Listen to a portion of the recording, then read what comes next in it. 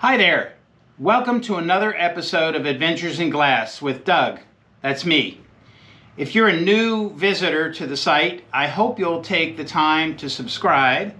I hope you'll also go back and look at some of the many videos I've posted that talk about all sorts of things we can create from thrifted glass. This is a relatively easy hobby if you're able to find some unusual pieces of glass at your local thrift shop.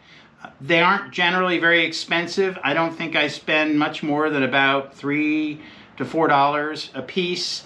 And usually I go on Senior Day, which has an additional discount. So a lot of these smaller pieces are about $1.75, something like that.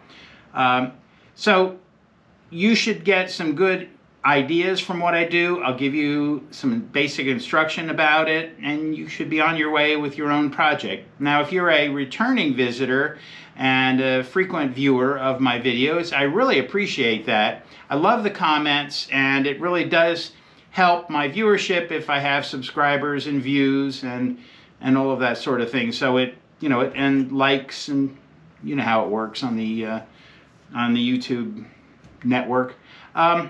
Okay, so what exactly are we going to do today? Well, this piece was kind of an unusual find. It's a vase, but it's not a round vase. And at first I thought, well, I don't know if I can make that work. But I think I can make it work for something that'll probably stay indoors rather than something out in the garden or on the deck or patio. I kind of searched through my collection of glass. I found a couple other pieces that were in the same color range. So I think we can do something with this that'll be a bit different. Now, one of the things when you're looking at thrifted glass, more often than not, you're going to find some little flaw in it. It might be chipped along the rim. It might have a scratch on it.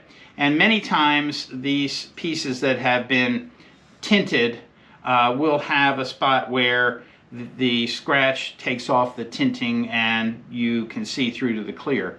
Often if you're not sure if a piece is a tinted piece of glass versus one that was created with the color in the glass itself, is to look at the bottom. And usually if you look through these colored vases and whatnot, usually the inexpensive ones that come from floral arrangements, you're going to see it clear in the bottom and the color is only on the outside. That's usually a tip-off that this is not through and through color.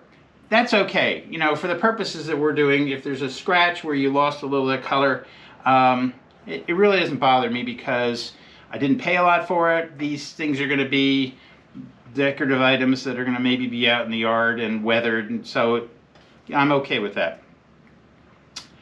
So let's get started. Normally what I do with my pieces is start with my base. Again, usually it's got to be something pretty heavy and sturdy that's not going to be tippy.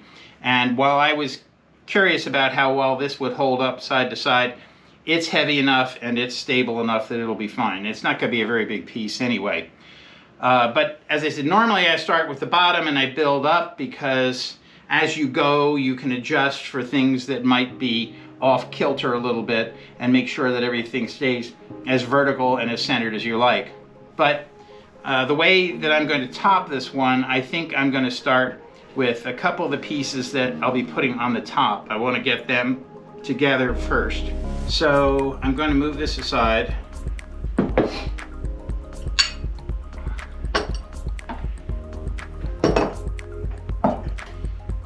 And I will get my trusty adhesive. As I've said many times, I use 100% silicone caulk. And if you can't find it in the hardware store near you, which you should be able to find, go use the link that I have posted below the video and order yours online. Now, you can usually get a multi-pack a little bit cheaper than a tube at a time.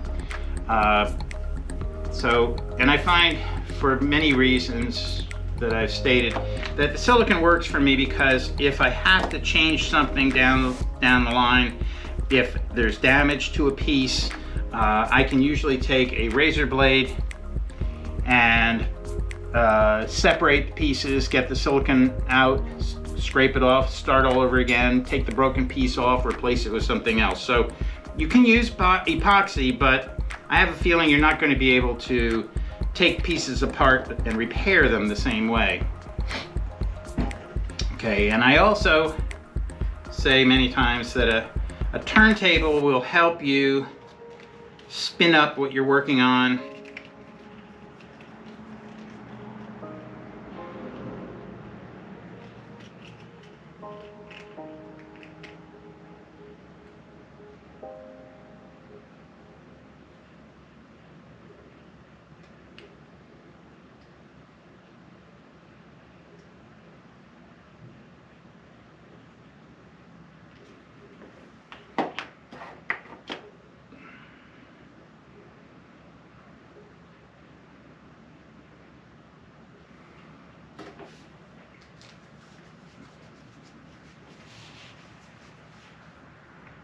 So I'm taking this little bud vase, which is going to be up on the top, and I'm going to put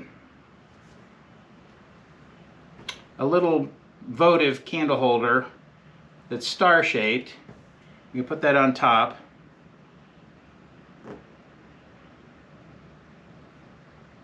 Let me get my glasses to make sure, because this just makes it.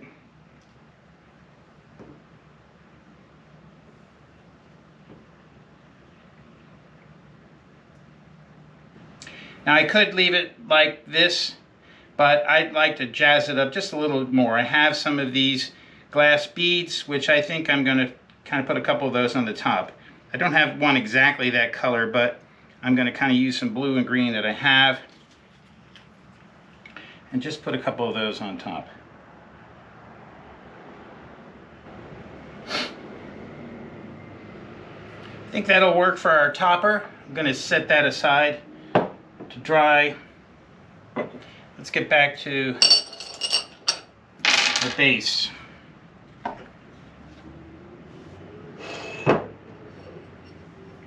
I have a square. Since this ended in a square top, I thought, all right, let me search my glass and see if I've got a square piece that'll go on that, and I do. So we're going to put that on top.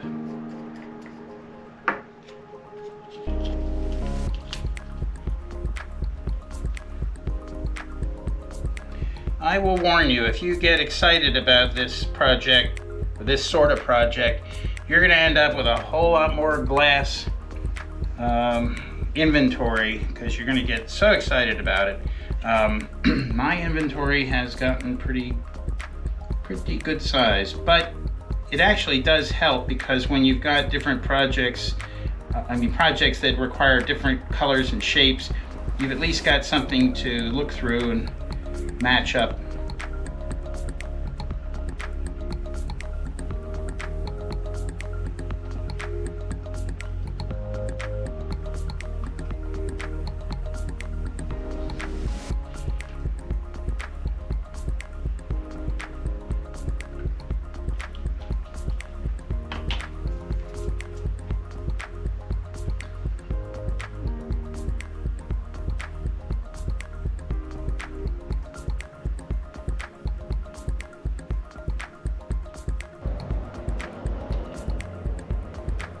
Okay, I think that looks like that's set the way I want it. I'm going to take this crackle glass globe next. I've washed all these pieces ahead of time. I like to get the glass as clean as I can, but you also only have one opportunity to do the inside before you seal these up. So I want to be sure they're as clean as possible.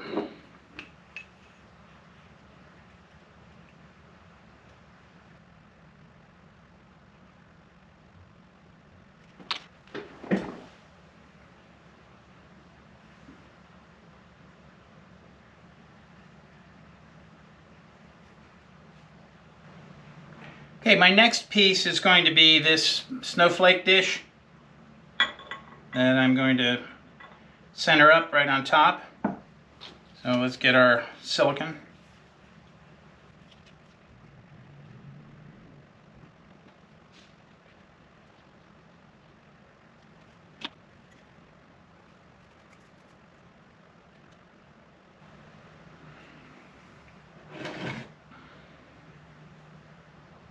Now it's time for the topper, which is going to go right there.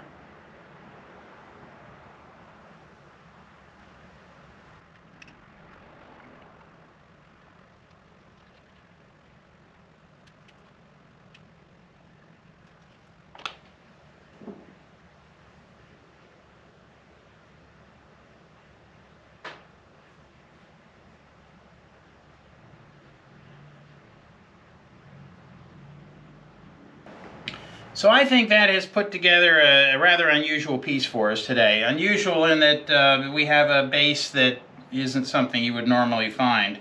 I snapped it up pretty quick when I saw it at the thrift shop.